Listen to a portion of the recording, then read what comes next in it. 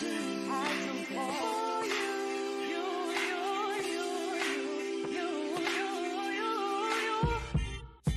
the one you can talk to in the middle of the night? Who's the one you've been calling on? Who makes you feel alright? I'm the one that can hold you down when everything's going wrong. I know you're weak and feeling down. Follow me, I'll make you strong. Spoke in a whisper, whisper. At the same time I was tripping.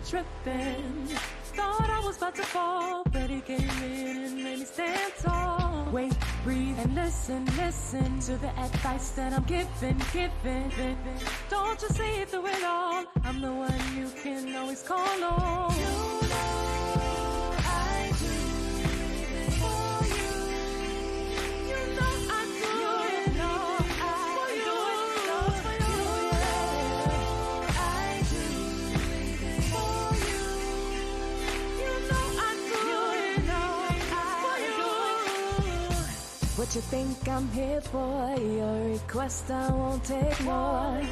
So I can't wait to see what the Lord has for me.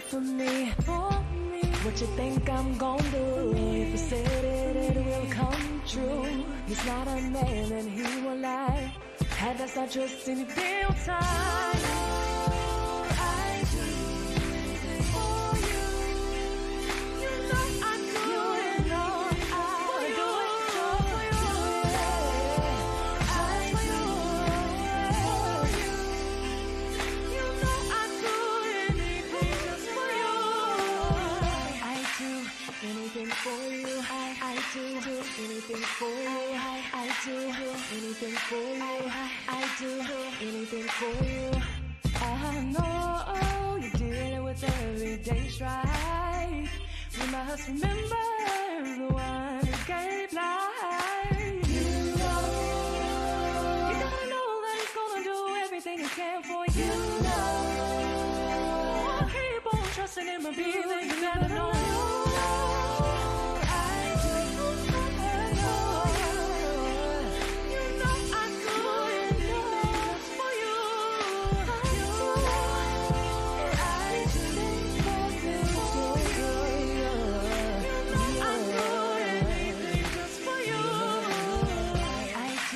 Anything for you, I do anything for you, I do anything for you, I do anything for you. You know I do anything for you. You know I do anything for you. You know I do for you. Gonna give a king created you for. If you can bless you, bless you. Even when times get bad, even when you're feeling sad, it can do for you. Even when you're feeling low, not sure where to go, he'll be there for you. Even if you need a friend, if someone to hold your hand, he can walk with you. Even if you're feeling down, no one else is around, he'll be there for you.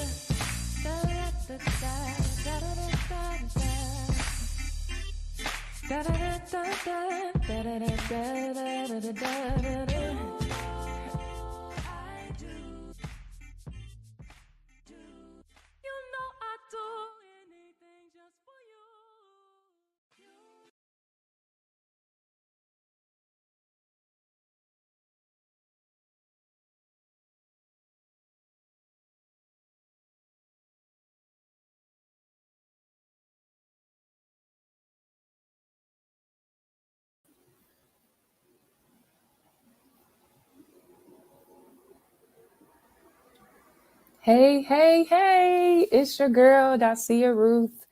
And I am so excited for tonight's live. It's going to be amazing.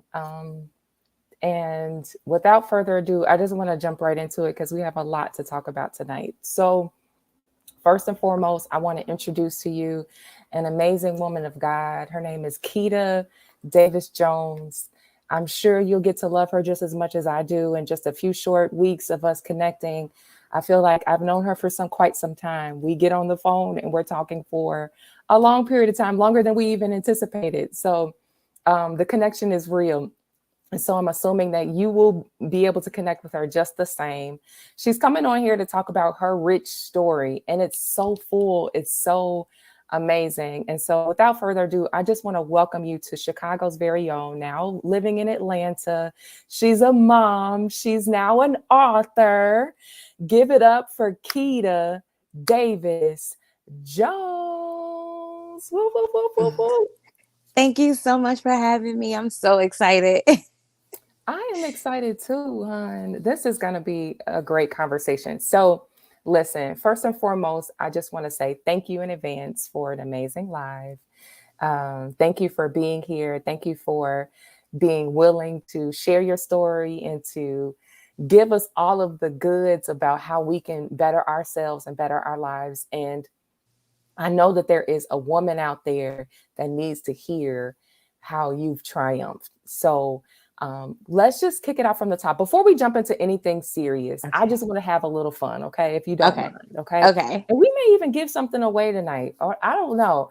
I didn't talk to you about it, but let's see what we can give away. All right. I Okay. love to give some stuff away. So for those that are with us and rocking with us, please comment and let us know where you're from. Let us know where you're from. We want to shout you out. So we're so excited to have you on the live. And if you know somebody who would need to hear this amazing testimony of how Keta survived domestic violence, then please, please share it with somebody. Send them the link right now. Share it to your page.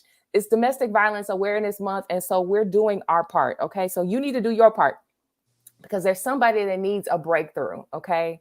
There's somebody that needs a breakthrough. And it might be somebody that is in your circle. There might be somebody that's watching your page that is looking for a breakthrough and they need support and they don't even know how to begin to deal. And this might be their breakthrough moment. So share it. Let's go. We ready. Okay, so first and foremost, before we get into the nitty gritty, let's have a little bit of fun. Okay. And I'm just going to ask you a question. So, would you rather wear the same clothes,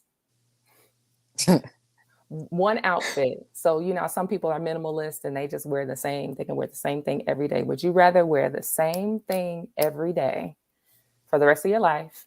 Or would you rather eat the same thing every day for the rest of your life? And for those that are listening in, y'all comment in the chat. Which one would you rather? Would you rather eat the same thing every day for the rest of your life? Or would you rather wear the same clothes every day for the rest of your life? Tell me in the comments. Let me know which one. That's a tough one, ain't it? Oh my goodness.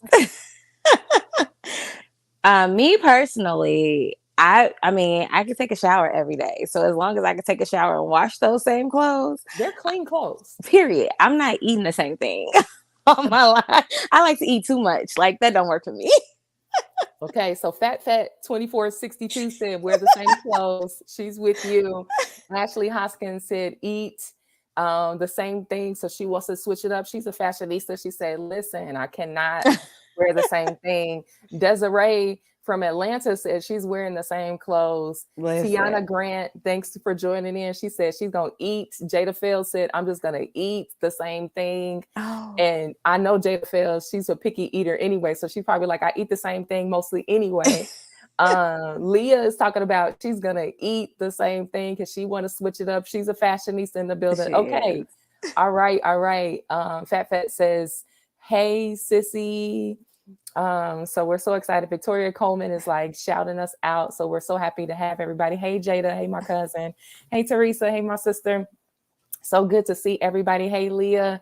And thanks for those watching from Jefferson, South Carolina. We're so happy to have you as well. So, okay, that was a little fun. We'll have a little bit more fun. And hopefully you watching in, you're feeling like this is just a girlfriend conversation where you're just listening in to us. We just chilling out in the living room. So get comfy, get your snacks, get your drinks. We're gonna have a few minutes of discussion. All right. Okay. So once again, so Keta, tell us a little bit about, just where you're from, because you're living in Atlanta now, but you're originally from where? Chicago, South What Side. part of Chicago? Because, it's different parts. We got South Side, we got West Side, we got North Side, and we got East Side, really, to break it down.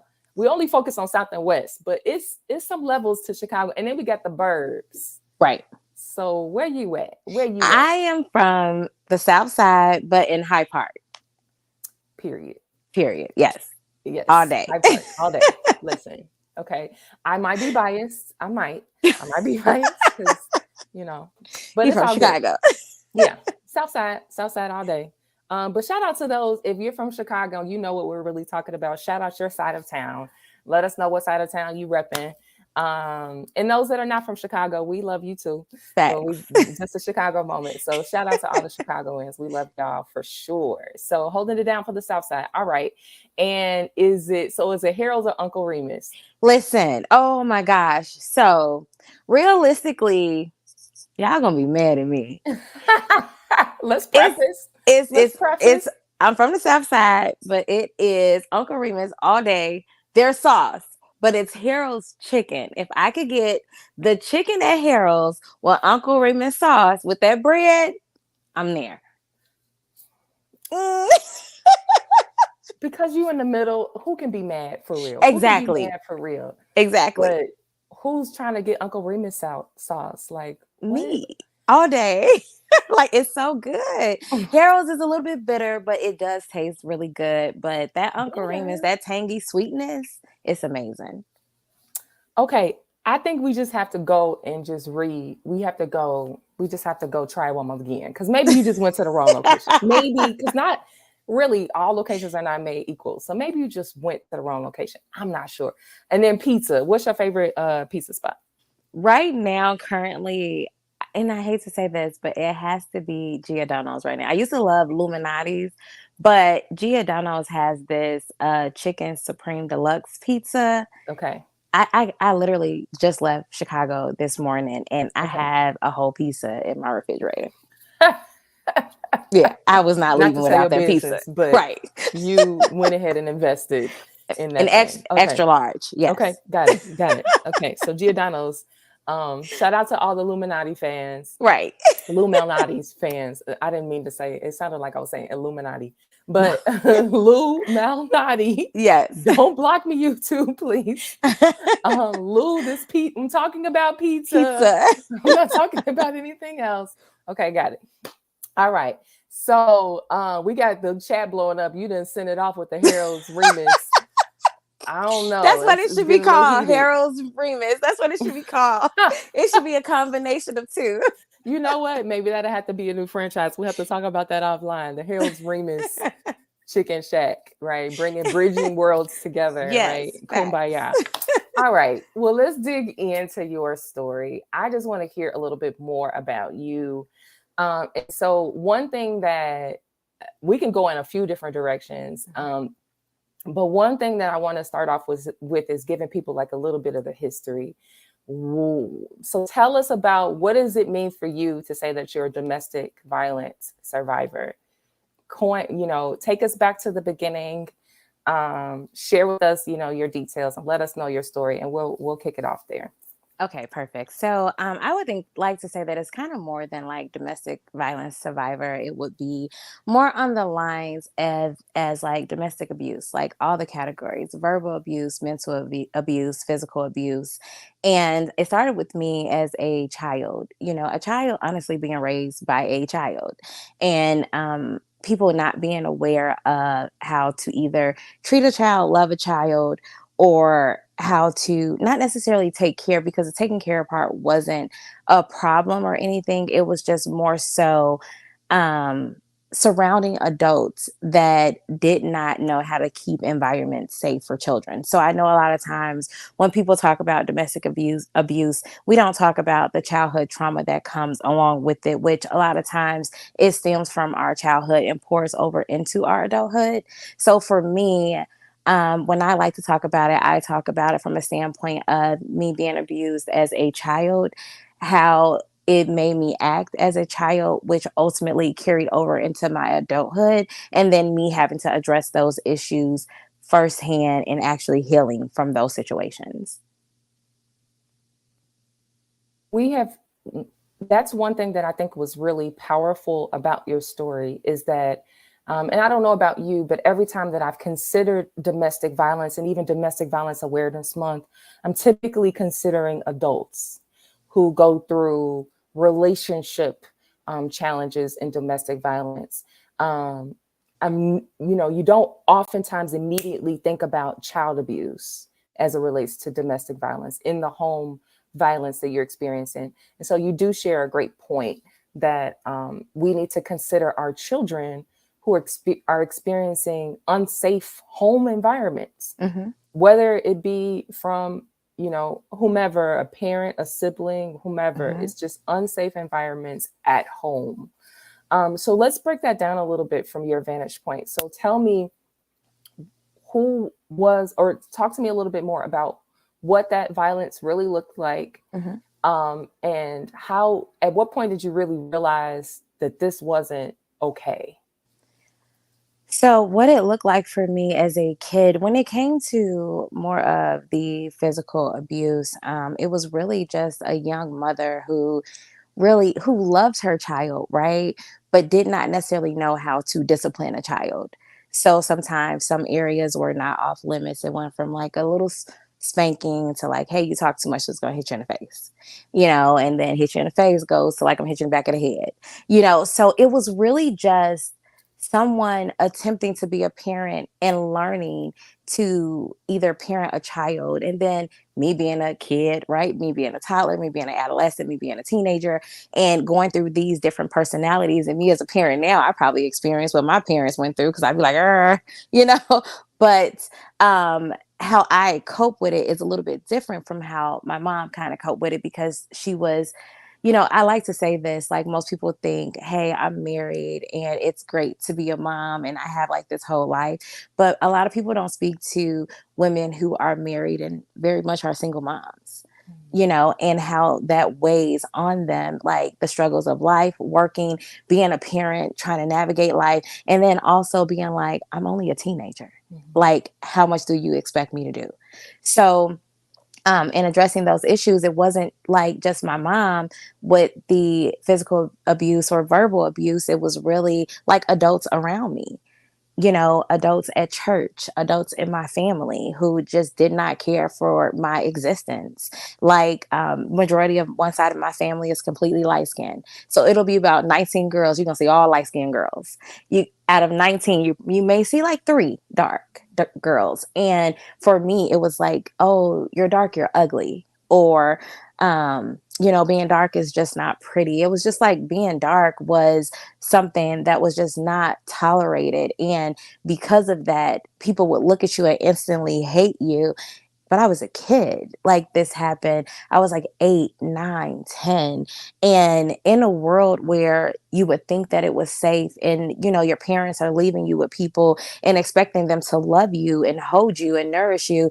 And I'm with these people and they're just like, oh, your hair nappy. Oh, you're ugly. I can't stand being around her. And you hear this, or you're being compared to other cousins and they're saying, well, go talk to the ugly one. And it's just like, eventually you carry that as a trait and you begin to believe those type of things. And for me, I didn't really realize it was a problem scary until my 30s. So I went through this life living and thinking that all was well and that I was healed from so much stuff that I didn't have to address anything, to me having an epiphany at around like 32, like, girl, you got some work to do. Okay. So let's unpack this a little bit, Okay. because you just shared quite a bit and you walked us through, you're giving us overview of a lot of years. Mm-hmm.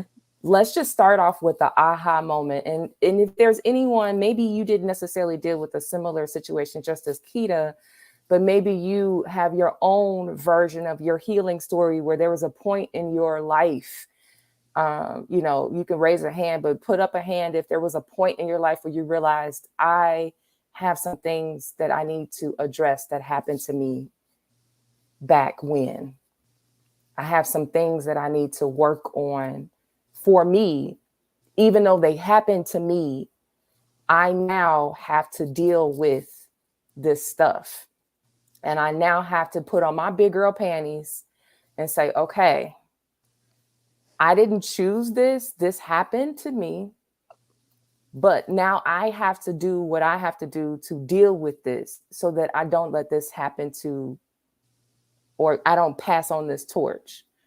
Because statistics show that once you've experienced abuse that it's easier, you're more inclined to pass along that those things of that spirit that honestly is introduced to you if you don't take time to address it. So let's backtrack a little bit, because you talk Mhm. about how you didn't reach this point until 32.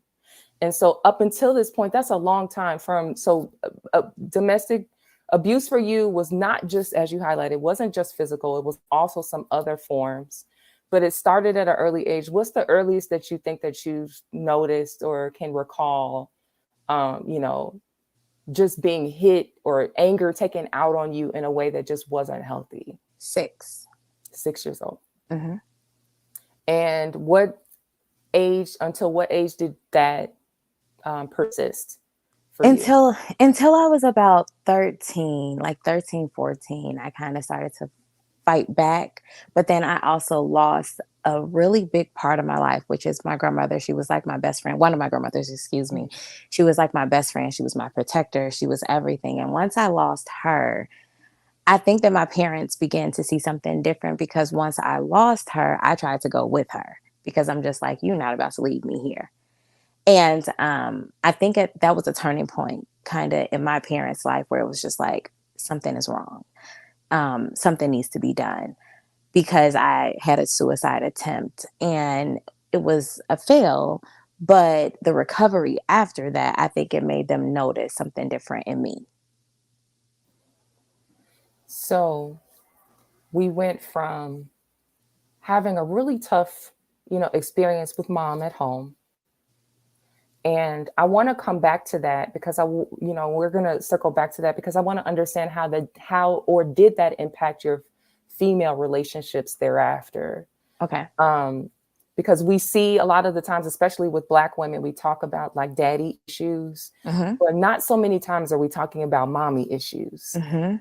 And, mommy issues can bring on another set of challenges in the same way that daddy issues can, because daddy issues, that's our first relationship with a male counterpart, Hmm. essentially. And so that can impact how we connect and relate to other men. But I'm curious to know how that impacted you in terms of your connection with other women. But you talked about a woman that was a saving grace for you, that was a safe haven for you, that was protection for you, which was your beloved grandmother who Hmm. passed when you were 13. So when she passed, you talked about, you shared how that was so traumatizing for you that you're like, I want to go with Granny. What Hmm. did you call her affectionately? My grandma, I called her grandma. Grandma. Hmm. Okay, so I want to go with grandma.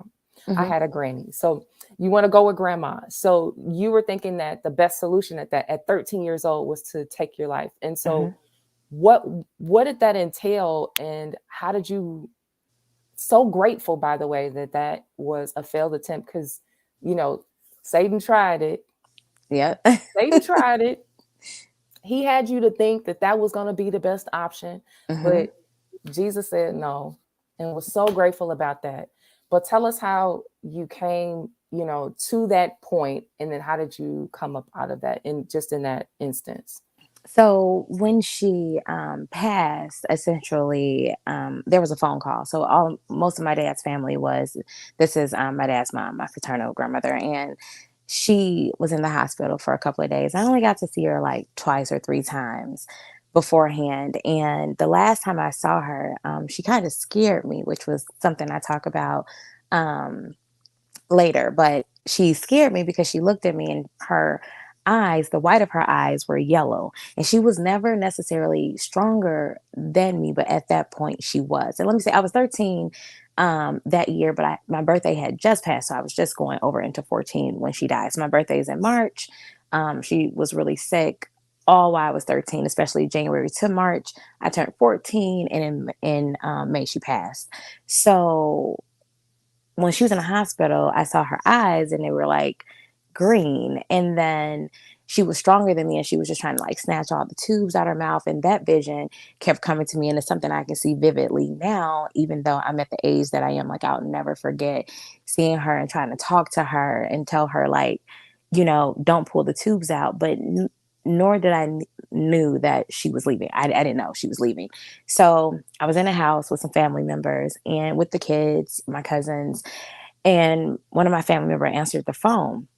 No, I answered the phone, excuse me, the house phone. You know, we had house phones back then. So I answered the house phone and I just heard screaming, like from most of my dad's family. They were just screaming, screaming, screaming. And I knew at that moment, like I can remember my heart dropping. I can remember me pulling the phone away from my ear and I handed it to my family member. And literally, my family member took the call and she said, there is no sense of me not telling her what happened. I mean, she clearly knows, she over here crying. But there was no consoling. There was no like holding my hand. There was no giving me a hug. And at that point, I went into the bathroom. I opened the cabinet and there was just like an array of pills. And I literally opened every single bottle and I just took all of them. And once I took them, not immediately, but a little while later, my stomach was hurting. I was still in the bathroom. I began to like bend over the tub, became really, really drowsy. My family member opened the door and was like, I don't know what you did, and called my mom. Like, y'all need to come get her. She did something to herself. I don't know what she did, but there's pills everywhere, pill bottles everywhere, because I took all the pills. Like there are pill bottles all over the floor. And they hung up with my mom. And once they hung up with my mom, she looked at me and she said, I hope you succeeded. Jesus. And I was baffled, and honestly I wanted to succeed. Like there was nothing in me that wanted to stay here. When my parents came and got me, they rushed me to the hospital. And I think that was like the hardest time, like, you know, because you go into like stomach pumping, and if anyone has never experienced this, they make you drink like this really big white chalky substance, and it is absolutely disgusting. And they're like putting you on IVs and they're like forcing it down your throat so that they can coat your stomach. And afterwards they suggested counseling. So my parents started to see me in a different light. And let me say, my mom is my best friend now. But, you know, we did have some issues back then. Like I was angry. I was very angry at my mom. But she took the time, put me in some counseling. They started to have me write. So I wrote, literally, I had a vast amount of journals from 13 to 19. And I would just write, write, write, write, write, write, write. I would write out everything I was mad at. I would write out anything that had to do with school, because I wasn't really well liked in school either. And, you know, then coming home and not feeling like you're well liked or loved, it was just like a really traumatic space. So, with all of that coming out of it, for me at that time, it was simply just writing that helped me relieve my problems. And, and that's it. Not necessarily talking about them as much, but just writing them out, because everybody was like living life. And some aunts I was able to talk to, and some people I wasn't able to talk to. But it was different when I had that pen and paper, and I could just tell God like everything that was going on. And back then, I don't think I was necessarily talking to God. I was just writing it out because it was on my mind and it was in my heart. And writing saved me from a lot. Writing and dancing saved me from a lot. So we'll talk about more about the saving graces of just different outlets that you were able to invest in, and one being journaling. I love that. Are there any journalers that are watching? Comment and let us know if you're a journaler, if you found that to be a great outlet for you in dealing with whatever it is that you've been facing, or if as a child. But I love, Keta, that you chose to journal at such a young age. Was that something that somebody suggested? Was that as a Mm-hmm. result of the therapist? They were like, maybe you should just pick up a journal. Yep, that was Okay. it. Like, hey, have you ever thought about writing out your problems? Because I mean, therapy was like, okay, Okay. I do suggest it, but at that time, it was like okay for me. So for me, when she said, "Hey, have you ever thought about writing?" So she would give me like writing assignments, and then after that, I just started writing on my own. I love that. I love that. Okay. So there's so much to unpack here, but I don't want to skip over this because we hardly in our community, we don't talk Hmm. about colorism enough. Hmm. And so I want to backtrack one more time, and I want to talk through some of those hurtful comments that you shared earlier Hmm. about, about your hair, about Hmm. how your hair was nappy. By the way, can we just show Keta some love because she's coming on here with this burnt orange greatness first and Thank you. foremost. She's coming on and giving us this lovely burnt orange vibe. And I just want to say she's serving up the locks and they're curled to Thank you. perfection. And Thank so just you. celebrating your beauty and how radiant you are.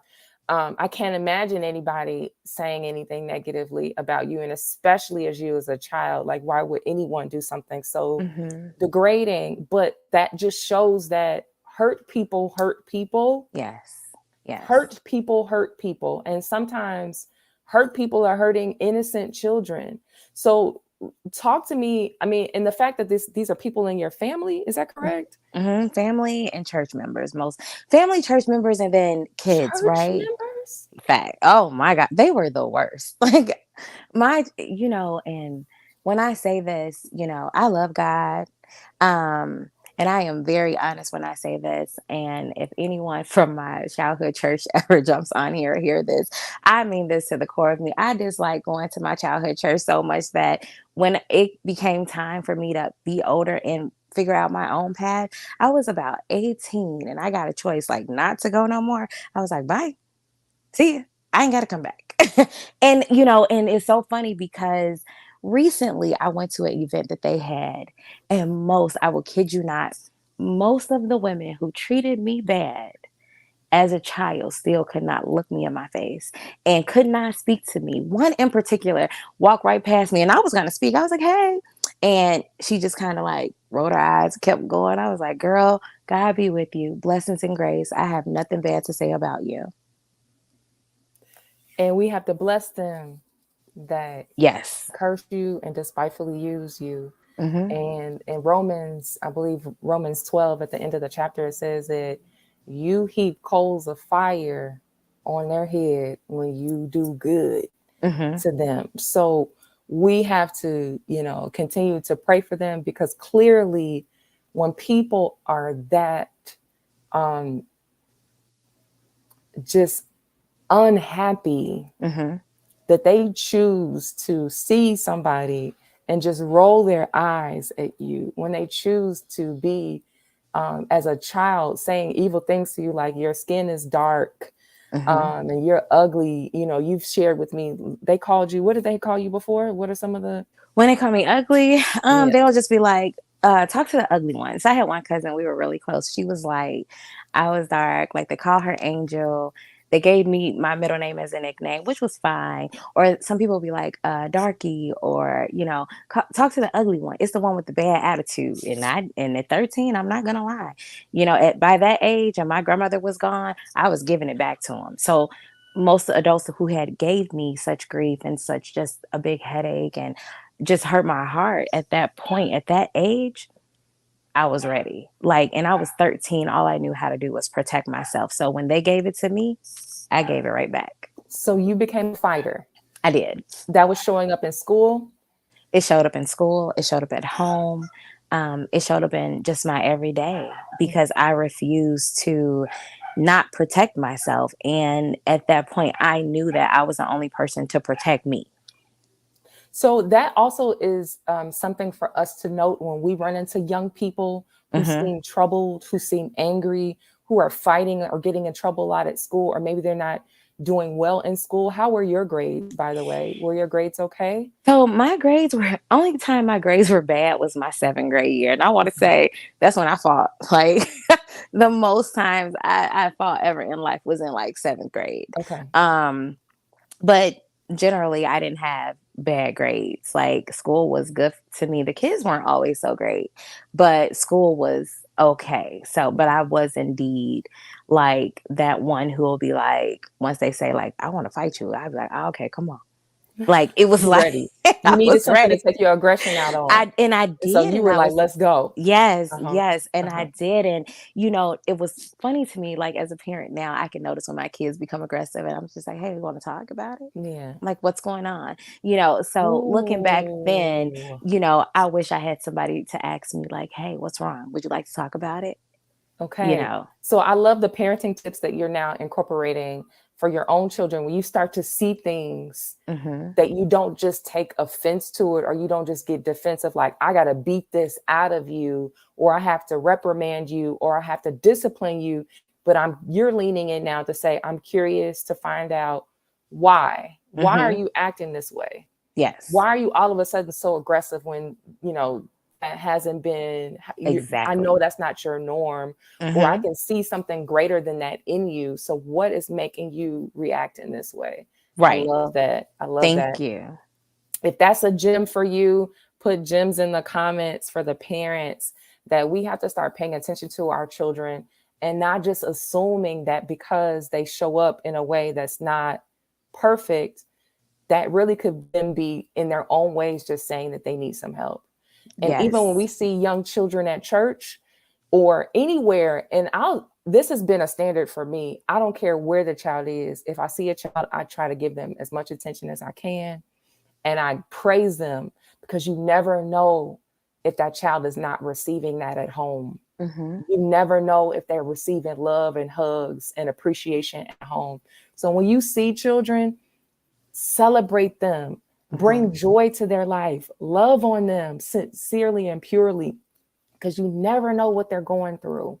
Um, so anyway, so Keta, you talked about, at 32, that was really a point where you started to realize, hey, I have some work to do. Mm-hmm. So what made you, was there anything in particular that brought on that shift, and what helped to get over the hump after years of going through things? We kind of skipped over some stuff. Mm-hmm. You'll have to get her book and her journal. We'll talk about how you can connect with her and get more of her story.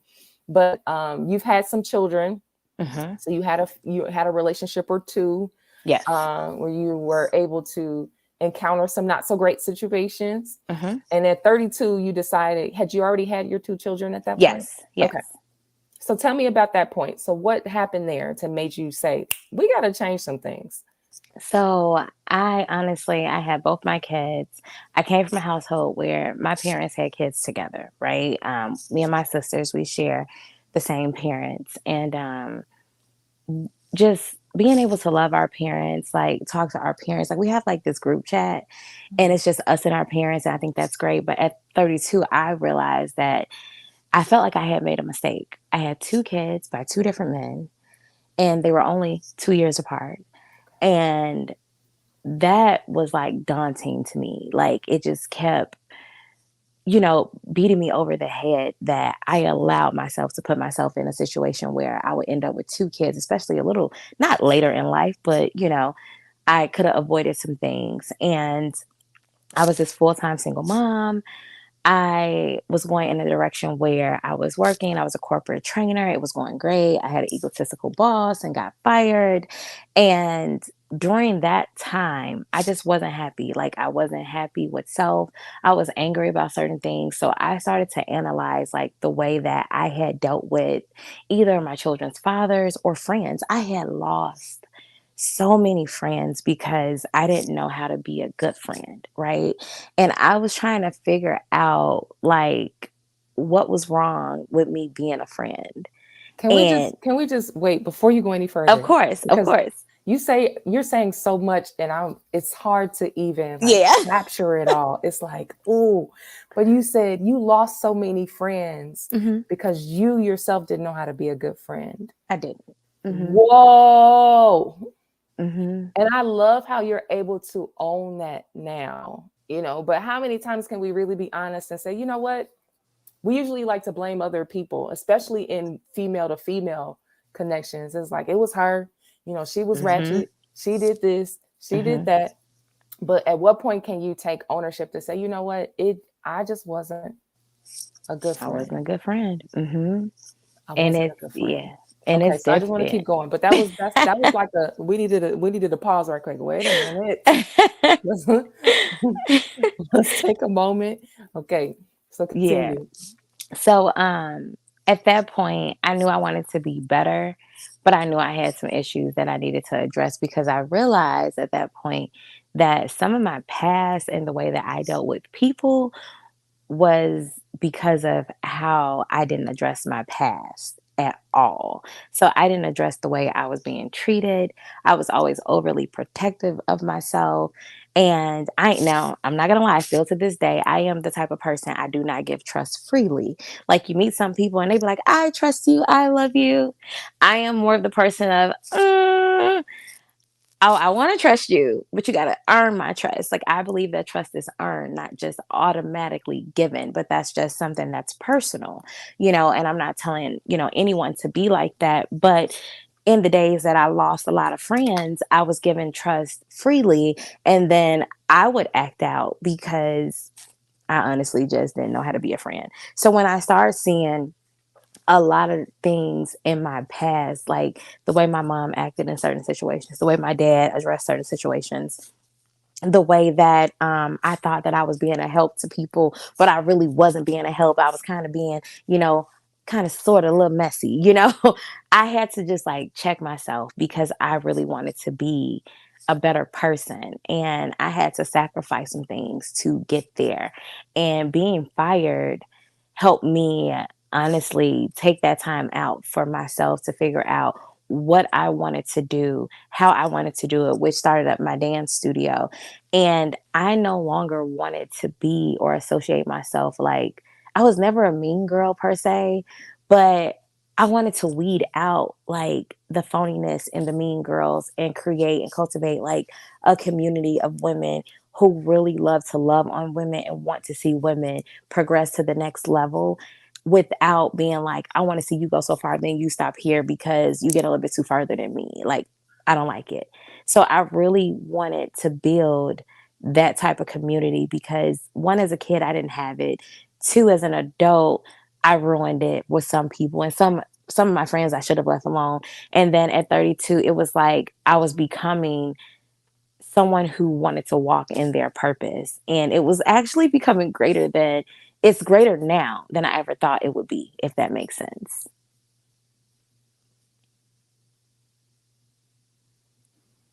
Definitely makes sense. So I love how you were able to incorporate something that you loved and you wanted to create this community of women. So we're Xing out the mean girls. If we're gonna have to make a shirt on that, just Yes. that alone. But I love that you were taking a stand to say, I'm not for the mean girl culture.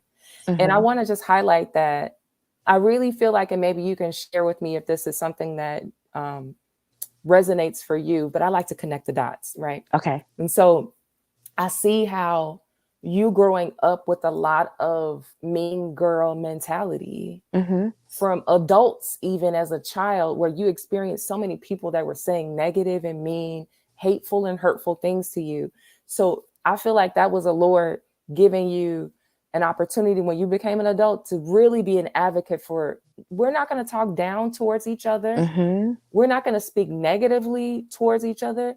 We're not going to be mean spirited towards one another. We're going to speak love and kindness towards each other. And Mm-hmm. we're going to create this environment where I can celebrate you and all of you.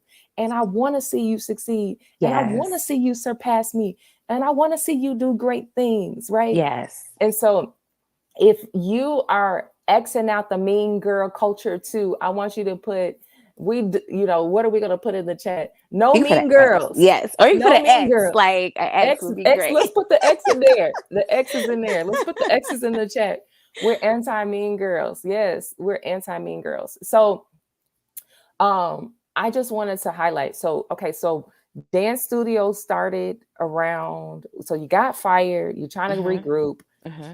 How did that come to be and where did that take off? Because you wanted this community. What happened? Mm-hmm. So, in 2015, it was like I got fired in like February because it was cold. Like, I've been walking out of work. They had tried to pack up my desk. I was not going.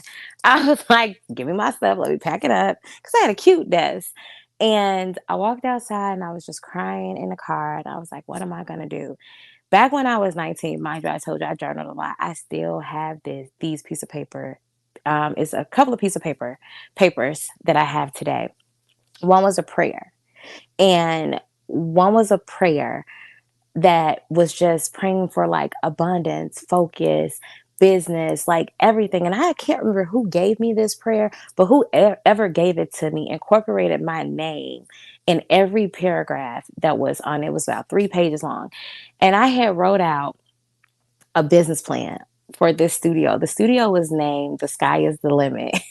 And I had like liturgical classes, ballet classes. So when I got out of high school, I started to teach dance. I was about 18, going on 19. I started to teach dance at a different church. Not when I told you I X'd out my childhood church, went to a different church, and I started to teach girls between the ages of 2 and 16. And I was good. Like they would put on full on productions, and this stuff was just like all in my head.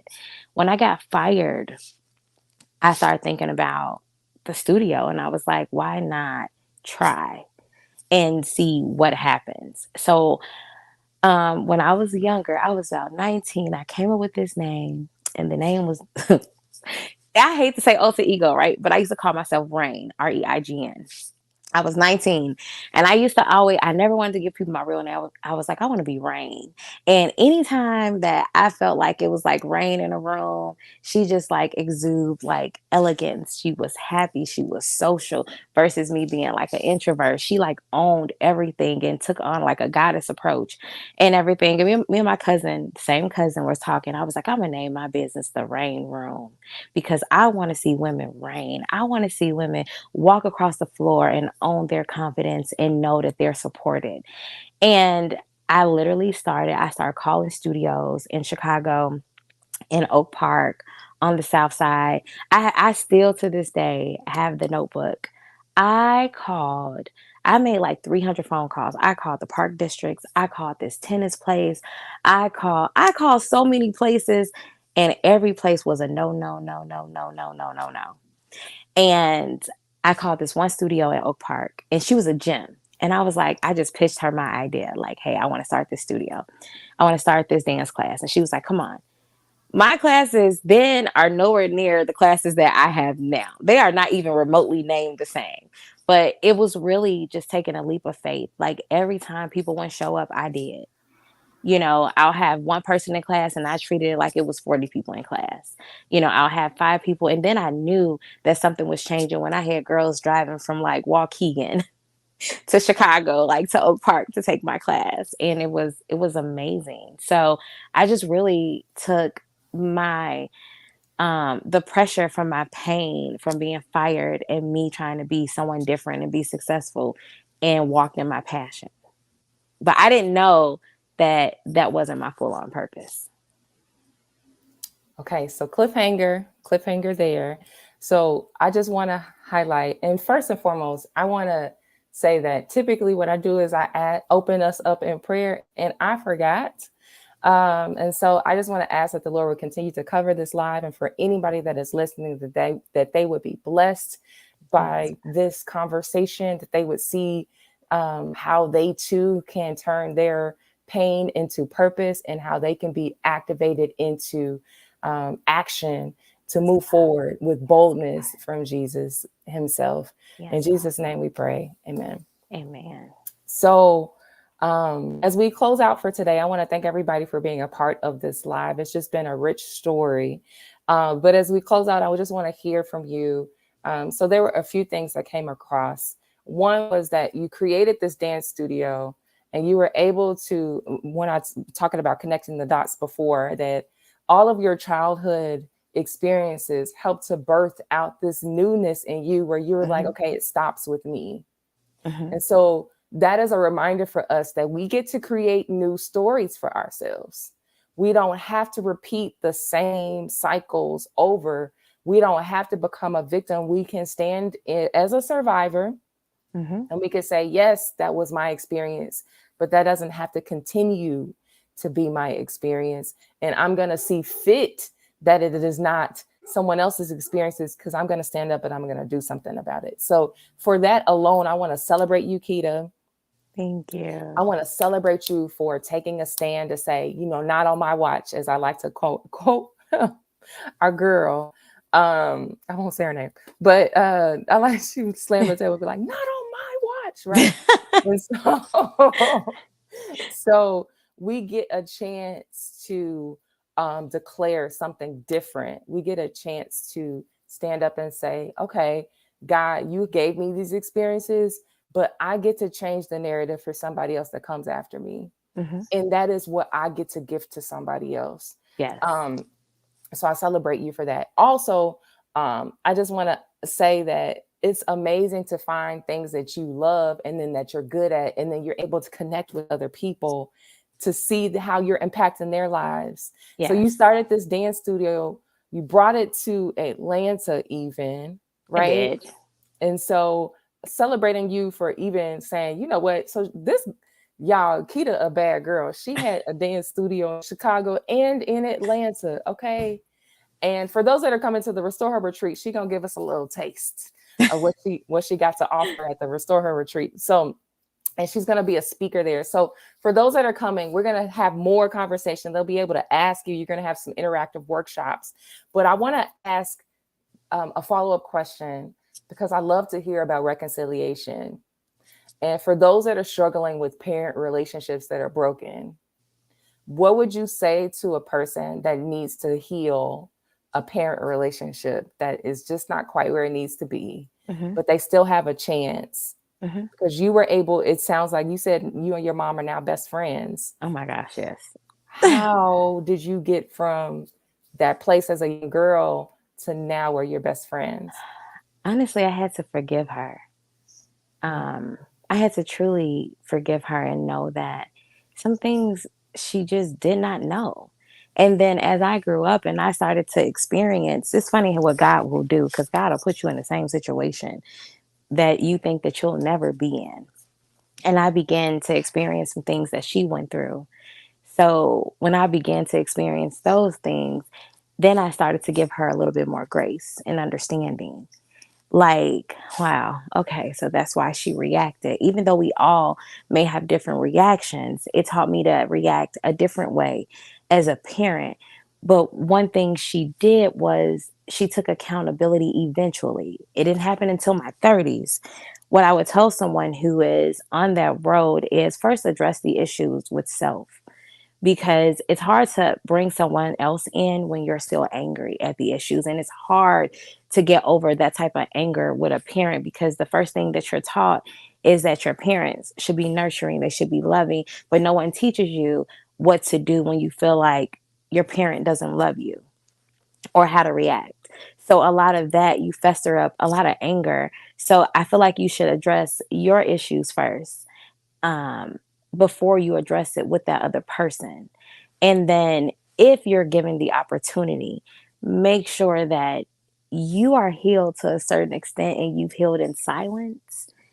And then when you're able to walk with them and talk to them, you're able to talk to them and walk with them and be like, I'm giving you understanding. I'm giving you grace. Whether you take it good or bad, I Mm, still forgive you. mm. So it really started with me addressing the issues that I had with her, me experiencing some things in life, me forgiving her first, me giving her grace, and us being able to have conversations afterwards. And we set some boundaries too. I love this formula: forgiveness, grace, communication, and boundary setting. Hmm. I'm going to say that again: forgiveness, grace, communication, and boundary setting. Those are some key principles to rectifying. And maybe it's not with a parent, maybe it's with a spouse, maybe it's, well, spouses may be a little different, but, maybe it's another relationship, maybe it's a sibling, maybe it's some other connection in your family where you've had some challenges in the past, or maybe even experienced some abuse. But forgiveness being a key component. And I love how you said that you took some time to heal before you brought some things to the other person. Hmm. Because sometimes we are like, I'm trying to heal. No, you're going to have to deal with this, but you're still processing. Hmm. And if you're not ready for their response, especially if they're not willing to take accountability in that moment, their responses can be damaging to you if you're not in a Yes. place to accept their side or their truth or even their mistruths, Yeah. right? So it's important for you to do the inner work that you need to do for yourself and process that for yourself. And when you get to a place where you can stand on your story, not in your story, Exactly. two different things. A lot of the times we're bleeding onto other people because we're trying to figure it out. Take some time, regroup, fall back and process that for yourself. And then when you're really ready to have conversation, where you're not looking to them, whether or not they say they're sorry or not, you don't need that from them. When you know you're at that place, that's when you know you really are healing. When it Yes. doesn't matter if they trip out or not, you're still good. That, for me at least, that has always been one indicator when I knew I was cool. Mm-hmm. Because you can feel how you want to feel. I've done my work on my side. You know, but if they can say stuff that can still immediately trigger you back, then that means that's okay. This is still a bit of a touchy subject. Yes. I ain't quite there yet, you know. So, and it's okay. That part of the process is okay. Mm-hmm. Wherever you are in your process of your healing journey, it's okay. It's important not to judge yourself Yes. as you're going through it in terms of, oh, I should be further along in this, or I should have gotten over this by now, or why is this still an issue? Listen to Keta's story. It took her until 32 to begin to start processing that stuff from 6 years old. At 32, she was realizing it's time to start processing this. So if it took you some time, and whatever your timeline is, that's your timeline. So maybe it Mm-hmm. took you to 52. Maybe you're at 62 and you just realizing some things. It's okay. Wherever you are in your journey, that is okay. Ashley Hoskins is asking for a part 2. We might have to figure that out because this is so rich. And honestly, Keta, your story is so vast. I want you to tell, I don't know if I want to spoil it, but I kind of wanted you to tell the story about your Atlanta apartment thing. But that's, we're going to say that for another time. We're going to have to say that for another time because we don't have enough time. But I'll just say this. How did you talked about church hurt, essentially. You talked about how people at church that was acting a fool. Mm-hmm. If somebody else has ever experienced somebody at their church that's acted a fool and offended them, and you thought that at the house of the Lord, that people were supposed to act a little differently, raise your hand if that was you too. You're like, oh, so we cutting up in here. The reality, though, is that the church is a hospital. Mm-hmm. The church is a hospital. It's where sick people go to get healing. And so when we encounter sick people at the hospital, like literally, if you pulled up to your local hospital and you saw sick people in the beds, you wouldn't be like, what y'all doing here? How come y'all sick? Right? We got people, as I'm gonna show some of the comments. And he said both hands are raised. People are like, I got my hands raised, right? I got my hands raised. I got my hands raised. We got our hands raised. Okay. So, but when you go to the hospital, you're not like, why are you sick in here? But when we're at church, we have this automatic assumption or even I don't know what the word is I'm looking for, but we just assume that people should be at a different space in their walk, and they're not. Mm-mm. Mm-mm. Clearly they're not. And so, have you forgiven the church people? Yes, I have. Mm-hmm. And how did that process go for you? Oh, Jesus. So I'm going to try to go quick because I know we're wrapping up. Honestly, if I had to say it, realizing that I was putting people who went to church on this pedestal that they did not deserve to be on. If I had to be honest, I was literally like going to church and seeking help sometimes, because sometimes when you go to church, you'd be good. You'd be like, okay, I'm here. Praise the Lord. Hallelujah. Okay, bye. And you good. You're invested. But then when you started to get those darts thrown at you and thrown at you and thrown at you and thrown at you, I started to realize as I got older, like, Keta, these are humans. Why are you treating them like they God? Why are you treating them like they're supposed to be better than you? Why are you looking to them as if they're not supposed to be what they are and living in sin? It's you putting them on the pedestal, not them putting you on the pedestal. So then at that moment, when I connect the dots, because I can go deeper into it, which I would love to later, I connected the dots after my last church hurt. I went on a sabbatical for church about 10 years. Like, who take a sabbatical from church? Me, I did. And I was perfectly okay with it. But I had found a church home that I I need a love. break. Like Yeah, you had I the need a break. finger, You had the Yes. finger up and you walked on Walked it. away. Both of them. Like, see y'all. Head down. Gotta go. So I went on this big sabbatical from church. And um, when I experienced some really significant pain in my life, one of my friends invited me to her church. She invited me to a church. And when I went, I could feel like I felt like the pastor was preaching like from the Bible. He was more so, he was teaching, he wasn't preaching. And that's when I learned the difference between the two, right? And so I kind of began to dive in, and I started there, and I was super honest with them. They were like huggers and they like to touch, and I feel energy. And I was like, hey, I don't like to be hugged, like, because I just didn't trust church people. And I was like, don't touch me, you know. And as I continued to go there, I began to open up, I began to trust a little bit more. And I did it again where I thought that they were without sin, and I thought that they couldn't hurt my feelings because I put them on a pedestal. But when I moved to Atlanta and opened my studio, the pastor and his wife happened to be coming at the same time, but they were coming for a different event at the same time in my grand opening. And I was like, wow, look at the divine order, how that happens. Y'all can come pray over my studio. The pastor was excited. But then what happened, this turn of events changed my life.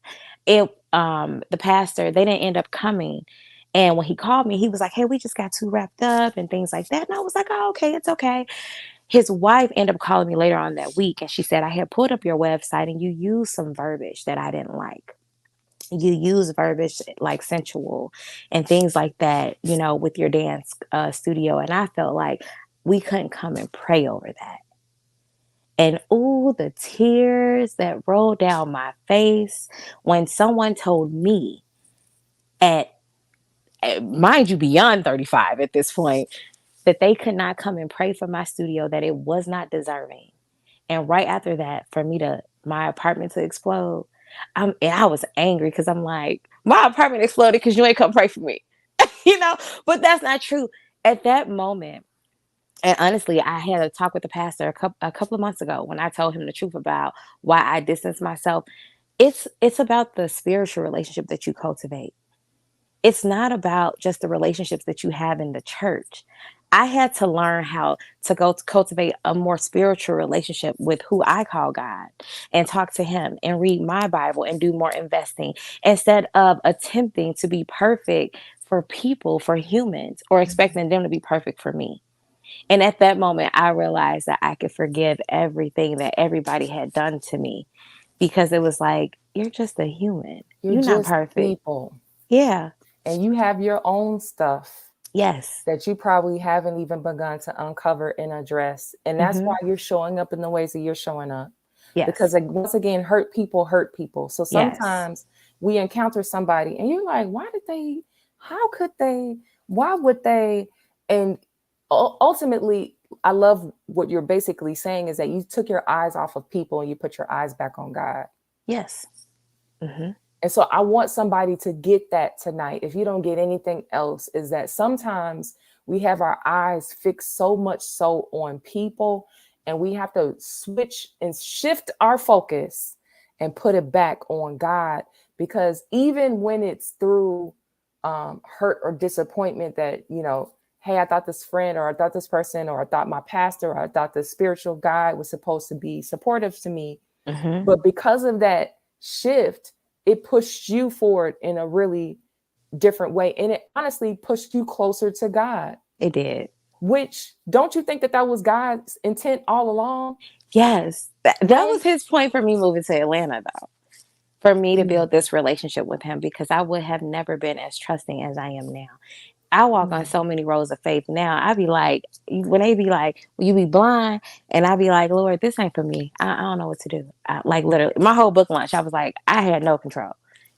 Like I had no control. God did absolutely everything. And when I say I was so shocked, when they say that when God wants you to do something, he'll open doors. This testimony of this book launch was just that. Didn't come out of my pocket at all. And I was like, I know you playing. Can we talk about, you think that, you know, just to discuss financial breakthrough or financial abilities to cover an event where you didn't come out of pocket for it. Mm-hmm. Do you all know how much it costs to put on an event? Listen, Do you know how much? listen. Do you know how much? Just to rent a venue. Mm-hmm. And she didn't come out of pocket for none of it to have. I think you had food. You had I food. had food. Yeah. And it was like, so let me say this. You know, when we say out of pocket, it was like God was just sending the money. Like stuff that needed to be paid for, and me telling him, I remember one time in September I was like, Lord, I can't afford this, because I had just moved into a new apartment. I was like, I can't afford this. Like, you want me to pay rent, and they looking at this old apartment because I live in the same community, and I'm just like, they charging me for this. And literally I was like, God, I cannot afford this. I literally got 1,000, like it was 9.99 put on my ledger, and I was like, they charging me 9.99 to move out this apartment. And I call because when we see a negative, when we learn math, negative in front of any number means that you are in the hole. I called and the lady was like, I was wondering why you were calling me. Miss Davis, that's a credit. So basically, like, I didn't have to pay my rent because my rent was already paid. And I was like, so you want me to use this money to put towards this event because this event is supposed to happen. So I don't know who life this is supposed to change, but I just told God, I told you yes. And when I told you yes, no matter how long it took me, I promised you I was going to do it. And I did just that. And I didn't do it half tail either. I did it. I was like, I did that for you. Come on. And so a spirit of excellency in what you do, and it just exudes out of you. So I want to celebrate you. For those that don't know, she just released a book. She celebrated it this past I weekend did. with your book launch. So how can people get a copy of your book? And maybe, are you willing? I'll finance it, but we'll give away a book tonight. You are not going to finance it. I'm going to freely give it. And not only am I going to give a book, but the book comes with a set of pens. I believe that when you write with purpose. So I can't give away a book if I don't give away the pens that go with the book, because it Okay. specifically gives writing instructions. So I am more than happy to donate a book because I don't know who life is going to change. This book is everything to me. This is my life. It's my freedom. It's the hardest thing I think I've ever done. I thought I've been up against some battles, but writing this book and constantly being reminded that I needed to write this book, like God was sending people who I didn't talk to on a regular basis, people who have never spoken life into me. My one friend called me and she was like, "Friend, you supposed to write a book?" I was like, "You intuitive? Like what?" So, and it was just so funny because I was just working diligently and quiet, and I was staying up to 3, 4, 5, 6 o'clock in the morning, and still had to raise 2 kids, still had homework, still, at this point working 2 jobs and still writing this book because I told God yes. So I will gladly donate a book to someone, and I will give you the pens that go with the book because it is just that amazing.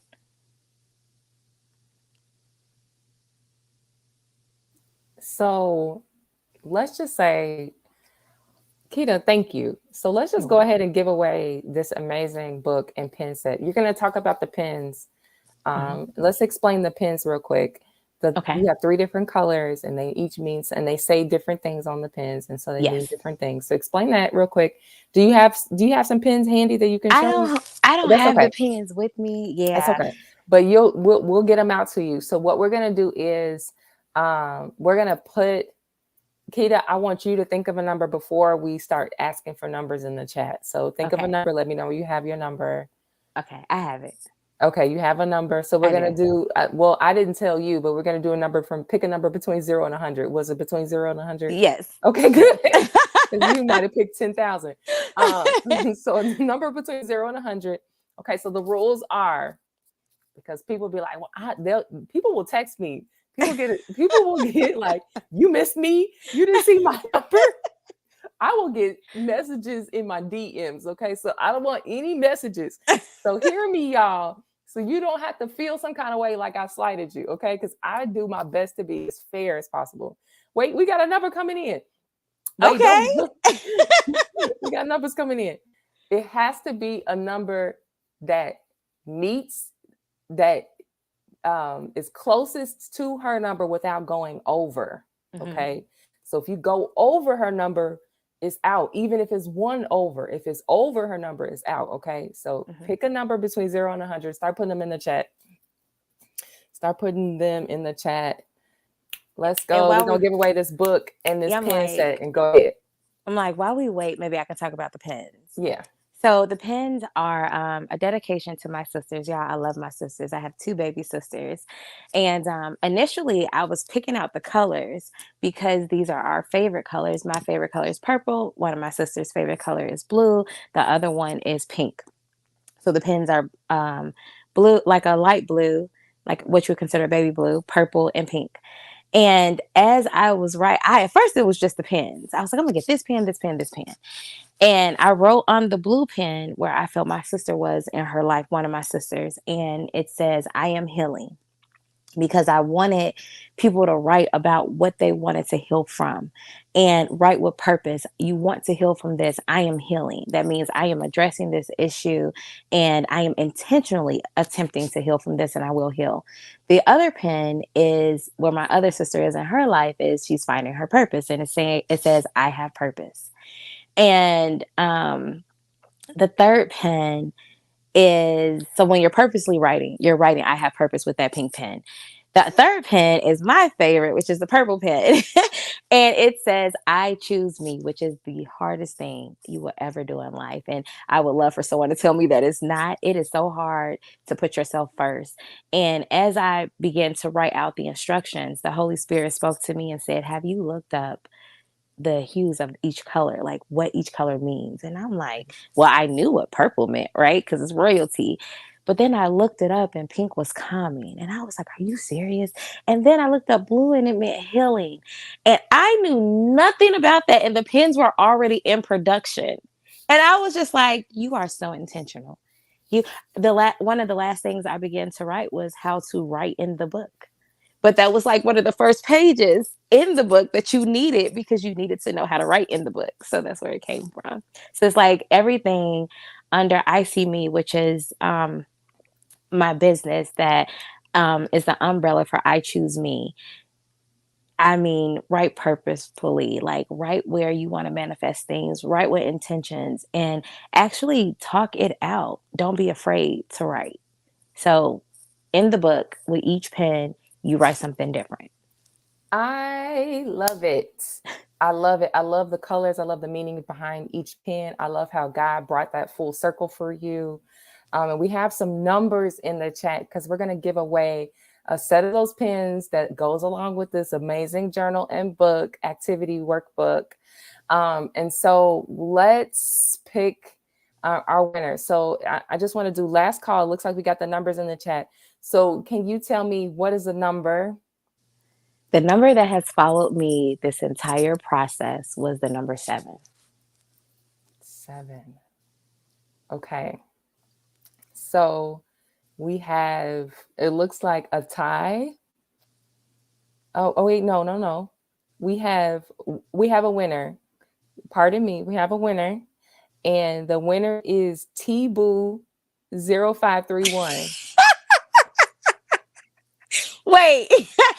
I'm gonna give it to her too. Okay. This is somebody that you know. Okay. I do. Okay. Well, congratulations, T-Boo. Yes. You still get to, celebrate. She didn't know that though. She did not know that. She did not know that. She did not. She did not know that. I don't think she cheated. I don't think she. Yeah, she did not know that. We're honest in this group. Safe space. Yes. Safe space. So we're cool. But congratulations, T-Boo. So we're gonna pick one. Okay. So then next up, that's where the tie was. It was between Sharon Murray. She had 17. Well, they went over, but for the sake of that, they were the next closest to the number. Right. It would be Sharon Murray and Teresa Horton. And they both picked 17. Yes. That's fine. I'm okay with that. So we'll just give 3 people books and pen sets. Oh, so you have T-Boo's information? Yes. And so Sharon Murray, if you could do me a favor and send me a message and give me your, if you could send me type in the chat, Sharon Murray, your email address, and then I'll get the rest of your contact information. So Sharon Murray, if you could just type in your email address into the chat, Congratulations, Sharon and Teresa Horton. I know how to get in touch with you. Congratulations. You guys both are winners tonight. You're going to get a set of pens and this amazing journal from our now author, Keta Davis Jones. And if you're going to be at the Restore Her Retreat, you get to learn so much more from her. She has much more in store. She is a speaker, a powerful speaker. She goes around creating workshops, and she has amazing dance experiences where she helps you to learn how to love your body and love yourself. Yes. And, you know, I wanted to comment earlier, it's okay to talk about sex in church. We all came from sex. Somebody had sex and that's how we got here. Okay. So it's okay to mention the word sex. It's okay to be sensual as a woman. Yes. It's okay to have a dance class to learn how to move them hips. Yes. Because we need to have sex if we're married. Yes. You know, so it's okay. It's okay to talk about those things. And so I just wanted to put that out there. I meant to share that earlier when you were talking about pastor, and you know, that's where I'll leave it there for now. But we'll talk about more about that another time, right? Yes. But let's just say that sex is a good thing. We didn't create it. God created it for us. It's okay to have it. In, you know, I advocate for it in the confines of marriage, but it's okay to have it. I'm not going to encourage you to be out here just doing you if you're single, but if you married, have it, do it. Love your spouse. It's healthy. It's necessary. It's needed. Okay. It is definitely. We'll talk about that at another time. But anyway, with that being said, thank you, Keta. Anytime. This has been an enjoyable experience. Y'all love on Keta a little bit. Tell her thank you for pouring in. Tell her thank you for sharing a little bit of her story. If you want to learn more, you can see her at the Restore Her Retreat. Visit glowgirlworld.com. And I'm going to give a little bit of a discount. So just for the next 24 hours, if you want to purchase your ticket, you can get a discount code by using Restore Her 23. Restore Her 23, all caps. I'll put that in the chat. You too, if you're looking to get a ticket and come on to Atlanta, use Restore Her 23 and get a discount code. And you can also get a few dollars off through a payment plan. We have some payment plans at the checkout. So use the code. Come on in the room. Yes. See Keta live and in person. Get some love on her. Hug. Oh, well, I don't know if you hugging. Well, I'm good now. I'm good now. Oh yeah, I'm fine now. Oh my gosh. I was gonna have you bum rushed because we'll hug on you. But we're loving you at the retreat. We're so excited to see you in person. Yes. And thank you for being with us tonight. We'll see you guys soon. Thank you for tuning in. Thank you for being a part of my live. See y'all. Love y'all. Mwah, mwah, mwah. Bye. Bye. Hang out, Keta. Oh.